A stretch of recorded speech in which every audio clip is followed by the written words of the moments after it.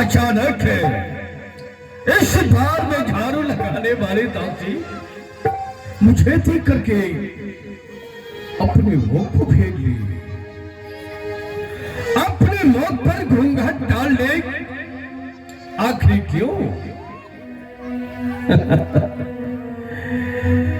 दासी, मैं तुमसे पूछता हूं, जो आखिरी मुझे देख करके फेर तो मुंह को तुम क्यों फेर ली? बताओ। क्षमा कीजिए महाराज, साफ साफ बताने में जुबानें लड़खड़ा रही है। साफ साफ नहीं बताना, सब तेरी जुबान खींच ली जाएगी।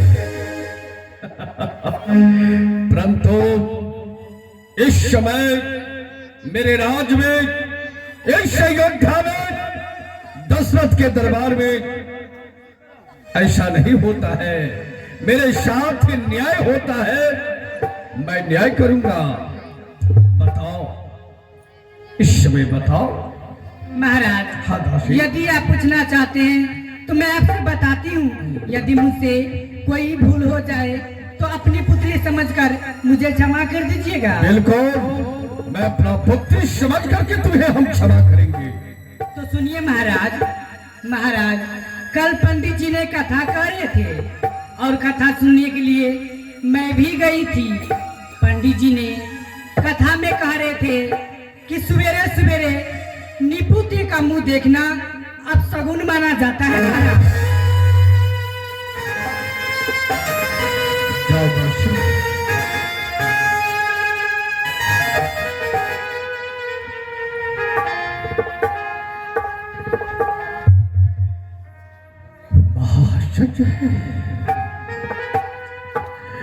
इस दौर में एक दासी झाड़ू लगाने वाली और ऐसे शब्दों से मुझे धिक्कार करके बताए कि हे दशरथ, इस संसार में जिससे पुत्र नहीं है उसे मुख देखना महापाप होता है। धिक्कार है, धिक्कार है मेरा। इसी तरह से मेरे राज में जो भी प्रजा प्राणी होंगे मुझे देख के धिक्कारते होंगे, हंसते होंगे, कोसते होंगे, परंतु मुझे देख करके भय से कुछ नहीं बोलते हैं। महाआश्चर्य है।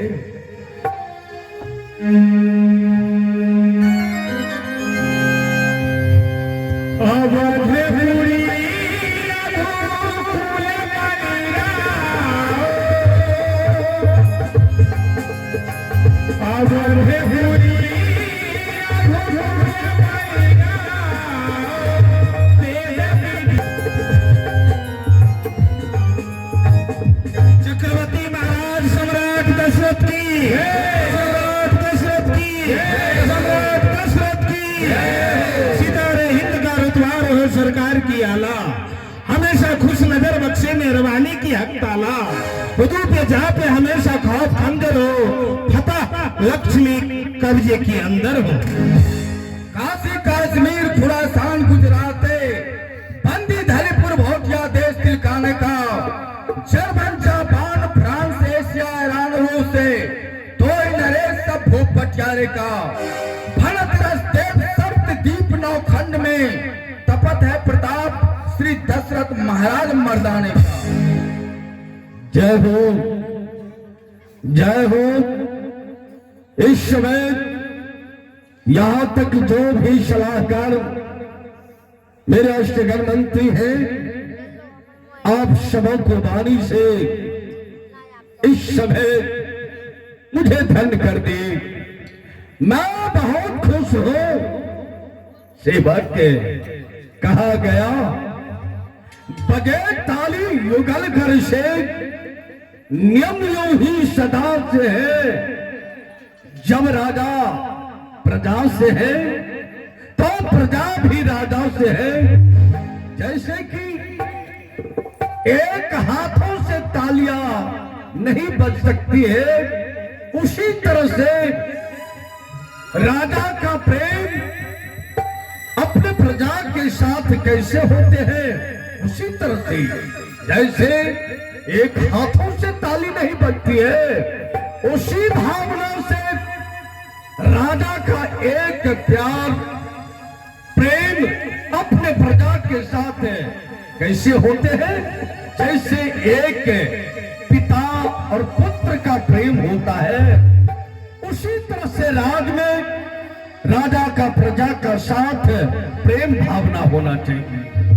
सेवक कहा गया, जिस राज में है नहीं, जिस राज में है नहीं ऊंच नीच का ज्ञान, वह राजा पशु तुल है, वह राज नरक समान। सद्भावना सत्य विचार राज में प्रजा के साथ होना चाहिए। वही राज और वही देश विकास करते हैं।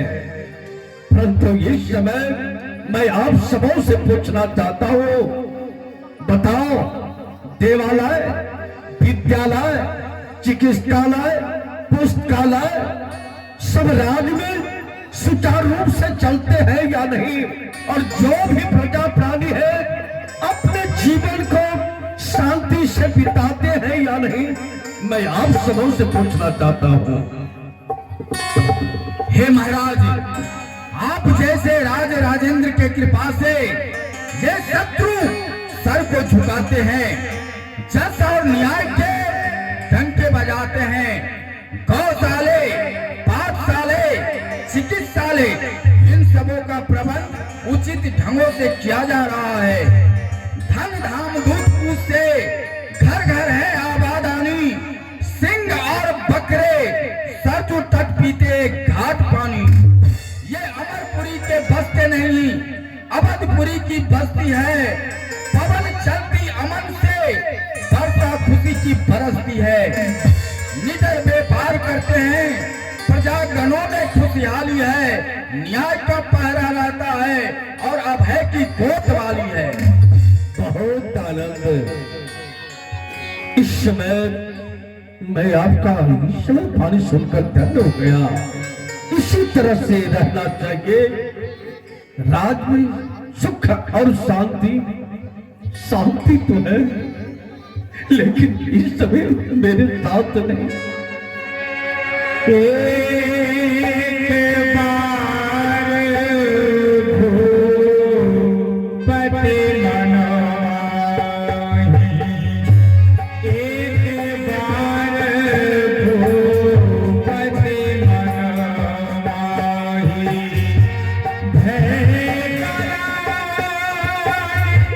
भूपति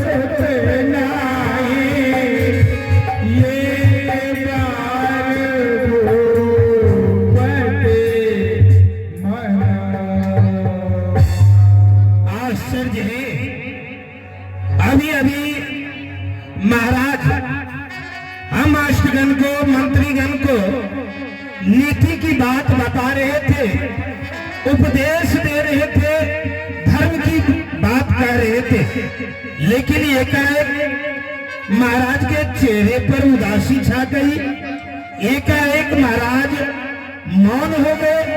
क्या कारण है जो महाराज आप एकाएक मूर्छित हो गए? हाँ महाराज, आप तो अभी अभी प्यारी प्रजा को उपदेश दे रहे थे और आप अचानक चिंतित हो गए। ये प्यारी प्रजा आपके पुत्र के समान है। आपके हृदय में यदि किसी प्रकार की गलानी है, चिंता है, तो आप हम सबों के सामने प्रकट करें। जहां तक हम सबों से होगा, हम आपके कष्ट को अवश्य दूर करेंगे। ये तो सत्य है। मैं अपने राज्य में जो भी प्रजा है, मैं एक पुत्र के भावना से मैं देखता हूं, परंतु आश्चर्य है जो ये समय द्वार से महलों के समीप में प्रवेश कर रहा था, द्वार में झाड़ू देने वाली दासी मुझे देख करके अचानक मुंह को फेर रही उसी समय मैंने दासी से प्रश्न किया, दासी आखिर मुझे देख करके तो अपने मुख को तुमने क्यों फेर ली? दासी इनकार कर रही थी बताने से। मैंने उनसे पूछा, बेटी बताओ, जो भी गलतियां मैं उसे क्षमा करूंगा, आखिर बताओ जो इसमें भेद क्या है? उसी समय दासी हाथ जोड़ करके बताती है कि हे चक्रवर्ती दशरथ महाराज, इस संसार में जिसे पुत्र नहीं है उसे सवेर मुख देखना महापाप होता है। क्या मैं पापी? मेरे राज में एक जो भी प्रजा है मुझे देख करके धिक्कारते होंगे। जो राजा को मुख देखना महापाप है, ऐसे निर्बुद्ध को देखना महापाप है। समझ में दिया। हे महाराज, आप शोक को त्यागन करें। इन छोटी छोटी बातों पर शोक करना ये आपको शोभा नहीं दे रहा, क्योंकि आप जानवान राजाओं में शूरवीर हैं और दूसरे को आप ज्ञान बांटने वाले हैं। जो ज्ञानी पुरुष होते हैं और सुख और दुख दोनों को एक समान समझते हैं। ऐसा सोच करके आप शोक को त्याग दें और आपके ऊपर जब जब भी किसी प्रकार की आपत्ति आई या क्लेश हुआ तो आपके कष्ट को गुरुदेव स्वामी जी निवारण किए हैं।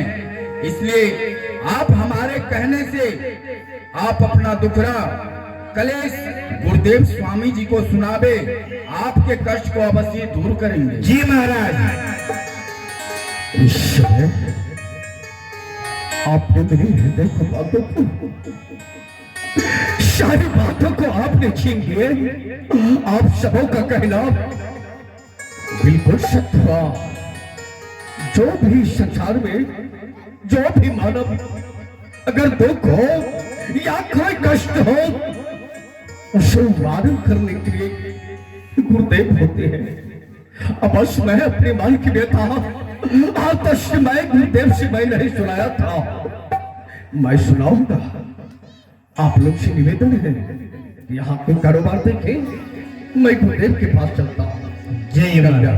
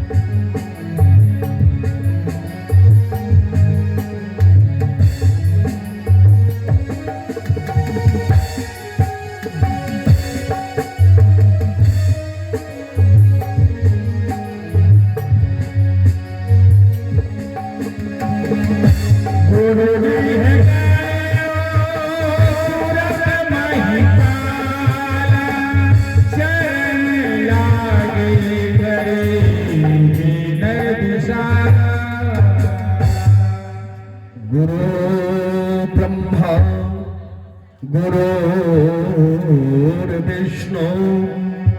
गुरुर्देव महेश्वर गुरुर् साक्षात परब्रह्म तस्मै श्री गुरुवे नमः।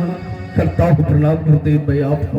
ईश्वर बनाए आपके यश और प्रताप को, राजन आपका कल्याण हो। आइए आसन ग्रहण करें महाराज। महाराज, मैं देख रहा हूं कि आज आप अचानक मेरे आश्रम पर आए हैं। आज से पहले इस प्रकार आपका मेरे आश्रम पर आगमन कभी नहीं हुआ। जब भी आप आते थे तो आपके आने से पहले कोई दूत सूचना लेकर आता था कि महाराज का आगमन हो रहा है। और आज आप उदास मुद्रा में मेरे आश्रम पर आए। न रथ है, न सारथी है, न कोई अंगरक्षक है, पैदल चलकर आए हैं। कहिए महाराज, इस प्रकार मेरे आश्रम पर आगमन का कारण क्या है? निज दुख सुख सब गुरु ही सुनायो, कहे वशिष्ठ बहुविधि समझायो। इस समय मैं आपकी शरण में इस लेकर यहां तक आया हूं जो आज तक मैं जो भी मनोकामना से अभिलाषा से वही चरणों तक मैं आया। एक कल्प वृक्ष जिससे जो कल्प वृक्ष के साये मिटाते हैं उसे सब कुछ प्राप्त हो जाते हैं। आज मुझे प्राप्त हो चुका, परंतु गुरुदेव आज मेरे लिए बहुत दुखदाई है। जो दुख मेरे हृदय आज जल रही है अग्नि के जैसे समान। गुरुदेव, संसार में आपके चरणों की कृपा से मुझे कोई वस्तु की कमी नहीं। आज अचानक गुरुदेव मैं द्वार से महलों के समीप प्रवेश कर रहा हूं।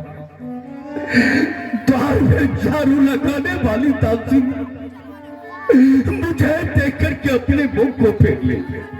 मैंने दासी से प्रश्न किया, दासी आखिर मुझे तुम देख करके अपने मुंह को तुमने क्यों फेर लिया? दासी जवाब देती है कि हे दशरथ महाराज, इस संसार में जिसे पुत्र नहीं है उसे सबेर मुख देखना महापाप होता है। क्या मैं संसार में संतान का क्या मैं भागीदारी नहीं बन सकता हो? क्या यह रात का उत्तराधिकार क्या नहीं हो सकता है? मैं एक पुत्र के लिए मैंने 3 विवाह की, पर आपका लता हरी नहीं। आज चौथे पल आने वाला वह स्वर्ण आज तक घड़ी नहीं।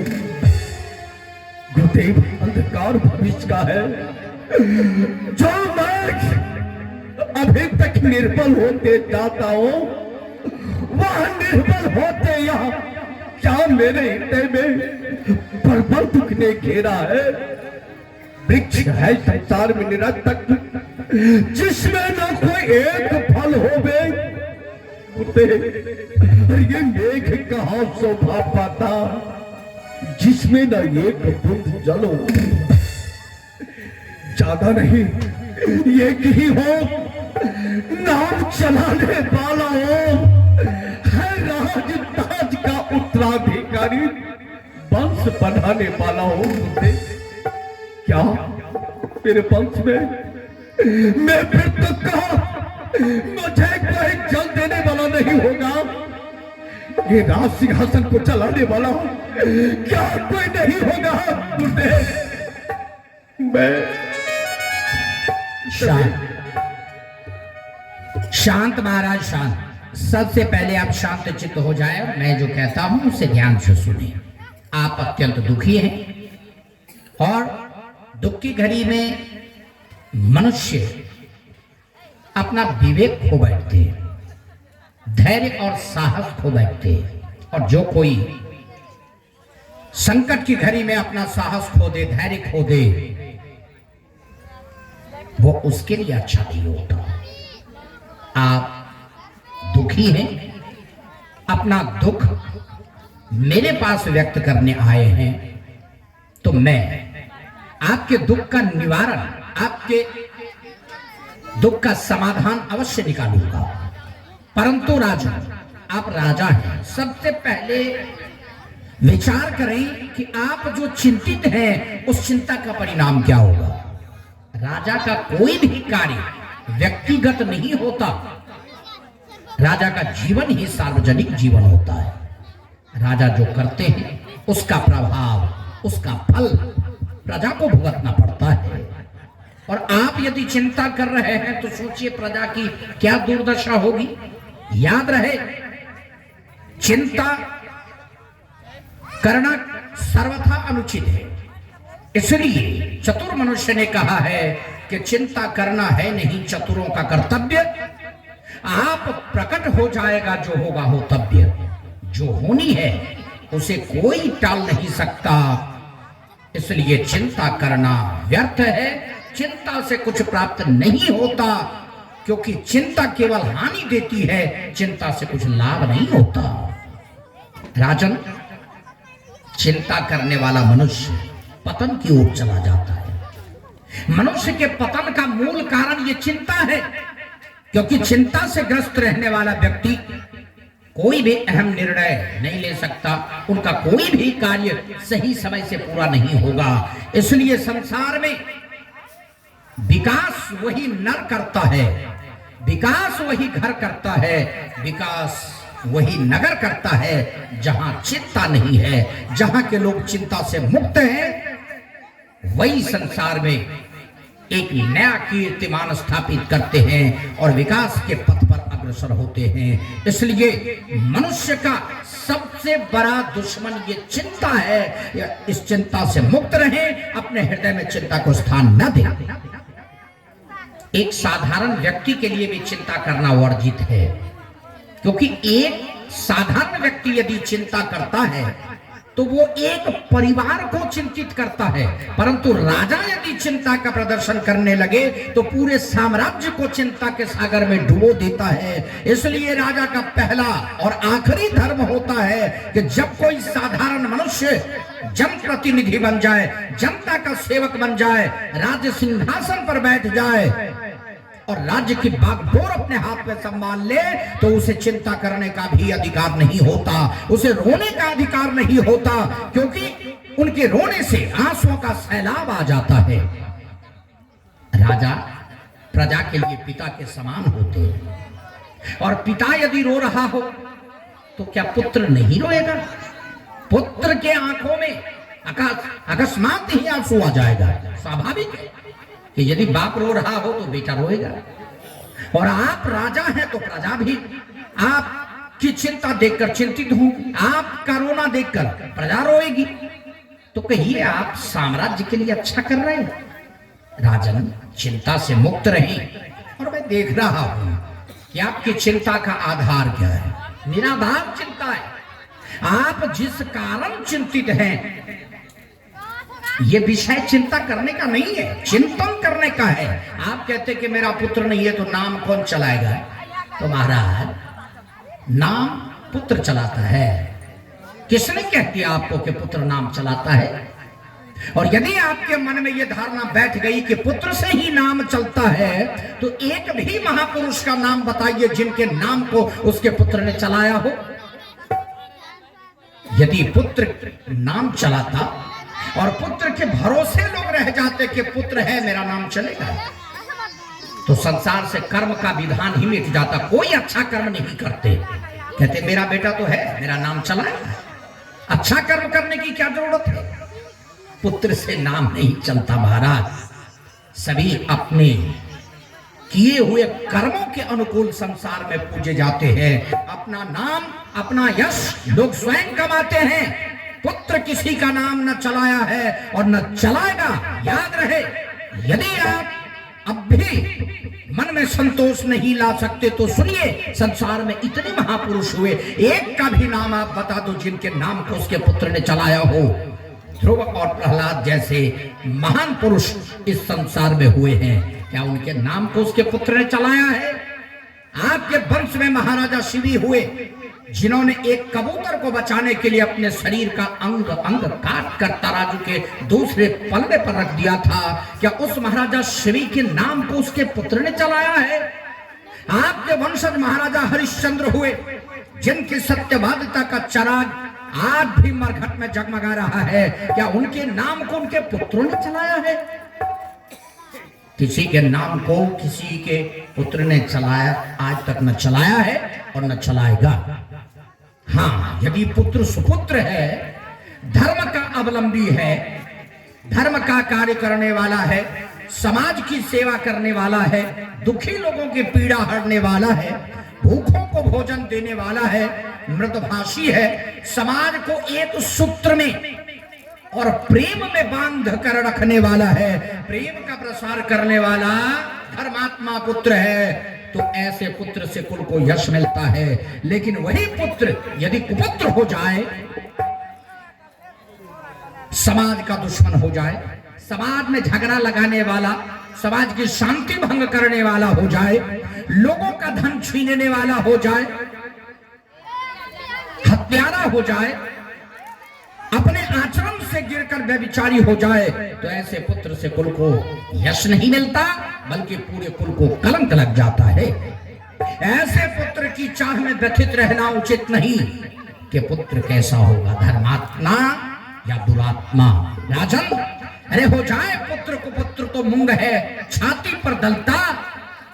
याद रहे ये बात राजन, पुत्रों से नाम नहीं चलता। जितने भी संसार में महापुरुष हुए, सबने अपना यश स्वयं कमाया है। क्या ध्रुव और प्रहलाद आदिकों का पुत्रों ने नाम चलाया है? जब किसी के पुत्र ने आज तक किसी का नाम नहीं चलाया, तो आप क्यों पुत्र के पीछे पड़े हैं कि पुत्र होगा तभी मेरा नाम चलेगा? और महाराज दशरथ नाम के लिए मरते हैं।